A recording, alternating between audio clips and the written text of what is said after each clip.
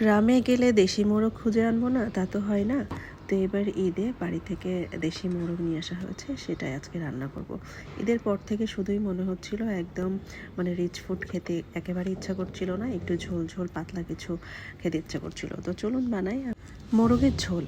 তো প্রথমে এখানে আমি একদম শিল পাটায় আদা রসুনটা বেটে নিচ্ছি। এখানে কোনোভাবে আজকে আমি মিক্সার ইউজ করব না, একেবারে হাতে বাটাবটি দিয়ে রান্না করব ঝোল ঝোল মোরগ। এখানে মশলা বাটা হয়ে গেছে, খুবই সামান্য আদা রসুন নিয়েছি, কারণ কম মশলায় মাংস রাঁধলে টেস্টটা অসাধারণ আসে। আর এখানে পেঁয়াজটা এরকম বেরেস্তা করে নিতে হবে, একদম লাল লাল, কাঁচা থাকলে কিন্তু চলবে না। পরে এই আদা রসুন বাটাটা দিয়ে যখন কাঁচা ফ্লেভারটা চলে যাবে ততক্ষণ একটু কষিয়ে নিতে হবে অল্প একটু পানি দিয়ে। এখন আমি দেব শুকনো মশলাগুলো, জিরা গুঁড়ো, ধনিয়া গুঁড়ো, হলুদের গুঁড়ো, শুকনো গুঁড়া মরিচের গুঁড়ো, তারপরে পরিমাণ মতো লবণ, সব কিছু একসাথে দিয়ে এই মশলাটা আমি আবার কিছুটা পানি দিয়ে কষাবো। আর হ্যাঁ, এখানে কিন্তু আমি সব জায়গাতেই গরম পানিটা ইউজ করেছি, ফুটন্ত টকবকে গরম পানি, ঠান্ডা পানিটা ইউজ করিনি। আর একটু টেস্টটা এনহ্যান্সের জন্য আমি দিয়ে দিয়েছিলাম 2টা পাকা লাল টুকটুকে টমেটো।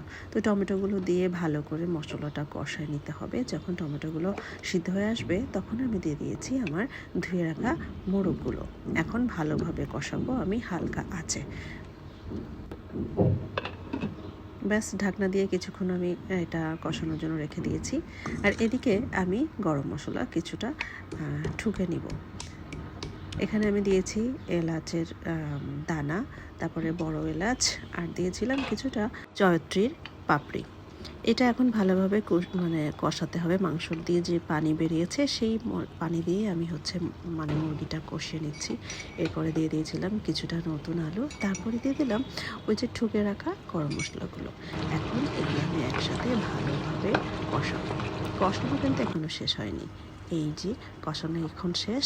এখন দিব ফুটন্ত টকবকে গরম গরম পানি। এখানে ঠান্ডা পানি মাংসতে যতটা ইউজ না করা হয় ততটাই ভালো। আর একটা সুন্দর ফ্লেভারের জন্য দিয়ে দিয়েছিলাম কাঁচামরিচ কয়েকটা। ব্যাস, ঢেকে দিয়ে সিদ্ধ হওয়ার জন্য রেখে দিব।